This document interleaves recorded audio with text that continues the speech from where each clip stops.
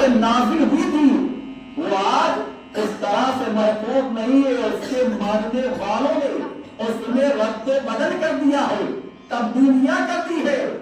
آج کچھ ایسے بدبخت نہیں تو چاہتے ہیں قرآن میں بھی ہم رد و بدل کر کے کچھ آیتوں کو نکال کے کچھ کو ملا دے. لیکن اے لوگوں سنو, یہ وہ کتاب ہے جس کو رب نے نازل فرمایا ہے اور رب ہی نے حفاظت کی ذمہ داری لے لی ہے. مٹ گئے مٹتے ہیں مٹ جائیں گے, آدھا تیرے نہ مٹا ہے نہ مٹے گا کبھی سچا تیرا.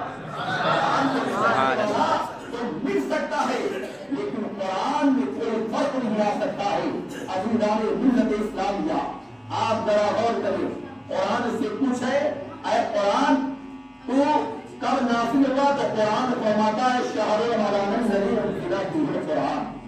پھر اور کتابوں سے پوچھ لیجیے, توریت سے پوچھیے, انجیل سے پوچھیے, زبور سے پوچھیے, تمام صحیفوں سے پوچھیے, دوسرے دھرموں کی کتابوں سے پوچھیے. اے کتابیں ذرا تو بتا دے تو کس لیے نازل کیا گیا ہے, اتارا گیا ہے. تو ساری کتابیں خاموش رہی, لیکن اپنے قرآن سے پوچھو گے جو قرآن نبی پر نازل ہوا ہے اس قرآن مجید سے پوچھو گے اے قرآن تو ذرا بتا دے تو کس لیے نازل کیا گیا ہے. تو قرآن فرمائے گا اهدنا الصراط المستقیم صراط الذین انعمت علیہم. اللہ نے مجھے سیدھا راستہ چلانے کے لیے نازل فرمایا.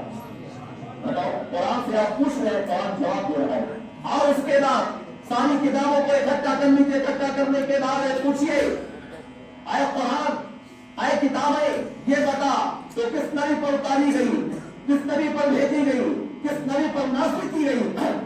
تو ساری کتابیں خاموش رہیں گی. لیکن جب اللہ کے قرآن سے پوچھو گے اے قرآن تو ذرا بتا دے کس نبی پر نازل کیا گیا, تو اللہ کا قرآن فرمائے گا نزلا محمد رسول اللہ, اللہ نے مجھے محمد رسول اللہ پر نازل کیا. اسی طرح سوال کرتے جائیں گے, آپ کے سوالوں کا جواب ملتا جائے گا. شرط یہ ہے قرآن تو ایسی کتاب ہے کہ ہماری زندگی سے لے کر موت تک اور موت سے لے کر میدان محشر تک ہماری اور آپ کی رہنمائی کر رہا ہے. شرط ہے وہ علم چاہیے کہ قرآن سے محبت کر لیں, قرآن سے معلوم کر لیں. اور رات اس کے بعد پھر قرآن سے پوچھو اے قرآن تو یہ بھی بتا دے دن میں اتارا گیا کہ رات میں اتارا گیا. تو قرآن کہتا ہے انا انزلناہ فی لیلۃ القدر وما ادراک ما لیلۃ القدر, اللہ نے مجھے لیلۃ القدر کی رات میں نازل کیا. آج یہ لیلۃ القدر کی رات ہے, سبحان اللہ, آج یہ مبارک رات لیلۃ القدر کی رات ہے. اللہ نے لیلۃ القدر کی رات میں قرآن کا نزول فرمایا. اب آپ اندازہ لگاؤ, اور یہی قرآن کیا کہتا ہے کہ اللہ نے حفاظت کی ذمہ داری دے رکھی ہے.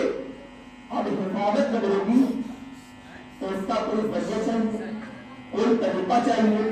تو اللہ نے قرآن کے 14ویں سپارے میں فرمایا, آپ نے پارشتیار سے سماعت کے ترانہ میں وَإِنَّا لَهُ لَحَافِظُونَ, حافظوں کے ذریعے سے قرآن کی حفاظت ہوتی رہے گی.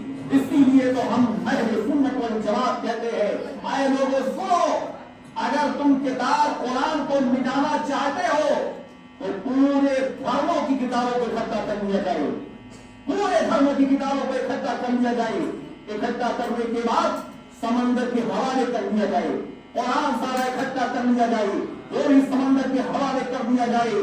100 سال گزر جائے, 200 سال گزر جائے, 300 سال گزر جائے, کوئی کتاب دنیا میں نہ ہو, لیکن جب 300 سال کے بعد کھڑے ہو جاؤ جس دھرم کے ماننے والے ہو اور اپنی کتاب کو آواز دو تو کوئی کتاب ان کو جواب تو نہیں دے گی.